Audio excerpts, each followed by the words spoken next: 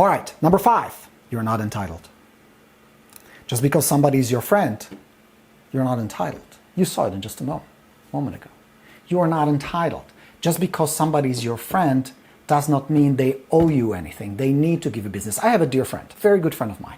He runs a nice, successful car shop. I never took my car there. I never take my car there. And I probably never will, because I have an established relationship with a shop where I take all our cars. And it doesn't ruin our relationship. It means nothing. We love each other. We love hanging out together. We went skiing together. We go race cars together. We enjoy all kinds of stuff together. I don't mix those two. And he would never approach me and says, dude, you're a douchebag. You should bring my car to me. What are you doing? That's money in my pocket. On contrary, the moment he would either imply that or even say it out loud, he's the type who would, and we have a good friendship, I would probably laugh and crack a joke and make fun of him about being desperate. But if he did that, it could damage our relationship. It would damage it. Does that make sense? You're not entitled. You need to earn it. You earn it through good communication, through skills, through confidence. You're never entitled. You must earn it. It will never be given. Number 6, there's always a reason. If somebody does not list their home with you, if somebody doesn't buy a home through you, there's always a reason. You need to do 3 things. 1, if you can, find out what the real reason was. You're going to get a surface reason. You're going to get what's called a brush. The easy, non-confrontational, polite way of just kind of wrapping it in a pretty paper. You, as a master confident communicator, need to be able to cut through the bullshit, open the package, and see what's really inside. And it's not always the most pleasant conversation for both parties. But if you're really curious, and more importantly, if you really want to improve, you got to get to the bottom of it, because this can happen again. And I tell you why it would bother me. I'll be honest with you. I lost referrals. I lost business in the past. And often it didn't bother me about the money. I mean, the money, yeah, it kind of did. But, I was at the point where I wasn't desperate over one commission. I always felt like I would serve the client better than anyone else. Like I was the best thing that possibly happened to them. And the fact that they were with somebody else, and often with very good agent, would still bother me, because somehow I felt I would have done a better job for them. Not the commission. People don't want the cheapest. Remember this, guys. This is important. People do not want the cheapest agent. Commission comes only in play if you all consider it equal. If you say the same things, if you have the same boring presentation, if you offer the same bullshit. I'm advertising on Facebook and I do drone shots. Nobody cares. It is not about commission. Did you know that according to the recent data, and this survey has been done over and over for many years by NAR. Check it out. It's called a profile of home buyers and sellers. Only 3% of the sellers picked an agent based on commission. Listen to me. Out of 100 sellers, only 3 said, I want to go with Mary because she charges the least. They don't want the cheapest, they want the best. Now in Becky's case, Becky was not perceived as the best. There was somebody else based on their criteria perceived better. So step 1, find out what it is. Open the package. See if you can figure it out. And if it is commission, figure out how is it possible that I'm perceived as everybody else? Because that's the real problem. Because the moment you are perceived as way better, higher status, more confidence, more competence, there's never a competition. And there's data backing it up. That's not just Borino blowing smoke up your ass. So number 1, find out what it is. Number 2, fix it if you can. If it's fixable, fix it. Is it something about your communication? Is it about something about your status? Maybe you come across too needy, too desperate. That was my problem. I always thought, well, they must like me, so let me kiss those butt cheeks one more time. And I was sadly mistaken and very much disappointed when they went with somebody else for that very reason. That I was just too needy. I was just too nice. I was too, let's do some small talk and let's like each other, kumbaya. Too many compliments, too much nice, nice, nice. So watch out for that. So that's number 2. And then number 3, you got to move on. Find out what it is, fix it if you can, move on. If you can't patch up this relationship, great. If he was a dear friend, it shouldn't be a big deal. But something is telling me there is something else going on. Some resentment, anger issues, and all that. You got to move on. Maybe the relationship is damaged. Maybe you can patch it. I don't know. I'm not a psychiatrist. I'm a real estate expert. But from a real estate perspective, move on. Incorporate what you can. Take from the lesson what you can, because it's a valuable, great lesson. Because there's plenty more out there. Move on. Which brings me to the last point. Get more. Get more. There's way more business that you can possibly handle. The latest data, again, not just my opinion or wishful thinking or positive thinking, but according to NAR, we're going to close 4.7 million transactions this year. That's even with this COVID craziness going on. 4.7 million transactions. You know how much business that is? That's millions of dollars in commissions. That's a boatload of listings, tons of transactions, tons of juicy deals waiting out there for you. So my advice to you, my friends, is do not ever get stuck on one. One situation, one client, one transaction, one listing, one commission. There has to come a time where you simply let it go.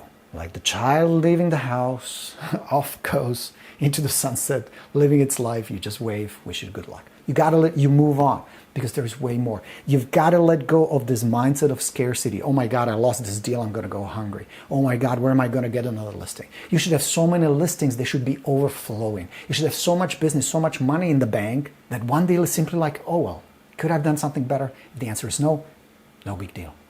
Because friends, the biggest obstacle you're facing right now is not the market, not the economy, not the elections, not the coronavirus. You know what it is? Your mindset. You still believe there is not enough. You still live in the world of scarcity. You're still playing small. You're still holding on for a dear life to one deal. You still believe it should be hard, there is not enough. You still believe this is a struggle. You still believe you're not worthy, you're not good enough. So consider this your wake-up call in the Church of Borino. But there's one thing you cannot do. Please remember this.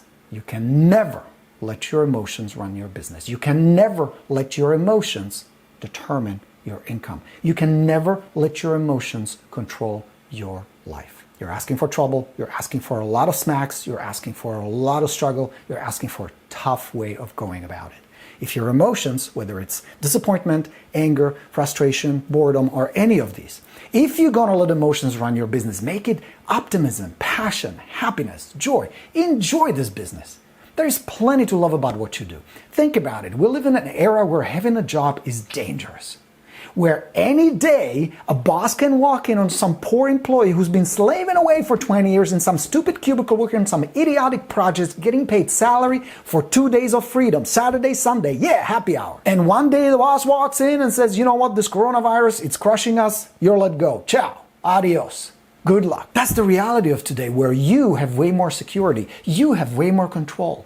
You have way more opportunity to build an income, lifestyle, freedom for you, your kids, your family. Now, I'm not saying it's easy, but what's easy? Sitting in a cubicle, 9 to 5, Monday through Friday, for a measly paycheck and having this big boulder hanging over you where any day you can get sacked? Not being in control of your time, not being in control of your income, your future? Fuck that. Who wants that? You have more freedom, you have more opportunity. Yes, there's always a price to pay. There's always a price to pay. You gotta prospect, you gotta work, you gotta deal with rejection, you gotta discipline yourself, you gotta do what it takes to succeed. But given the options, friends, I'll take this any day. Where a few years from now, you can have a future, you can be financially set, you can live in freedom, you can live on your terms, controlling your income, controlling your business, controlling your life. These are the rules. Here is how the game is played. Improve your skills, have a system when it comes to referrals, communicate with your database, do the best you can with what you have, find out if you hit a snag like this one, figure out, can I fix it? What can be fixed?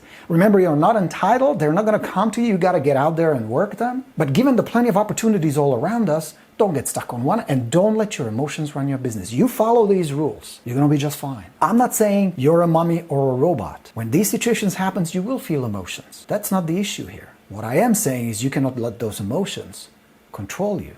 You cannot let these situations derail you. You have to dust yourself off, even though it sucks at times, and we've all been there. You just get up and you say, well, that was not much fun, but let's just keep going. And you can, and you will. And that's why we're here. We're here to help each other. We're here to support each other. Is that helpful? All right. Shan says, I once helped a buyer who was buying a house for an acquaintance that didn't list with me. I worked extra hard and made sure my buyer got almost everything they wanted. There you go. And occasionally, the reverse will happen. Occasionally, you will get a client who, think about it this way, every single listing you've ever gotten, that seller, that buyer, that client knew somebody else. There was at least one other agent in play who didn't get that deal. So you win some, you lose some.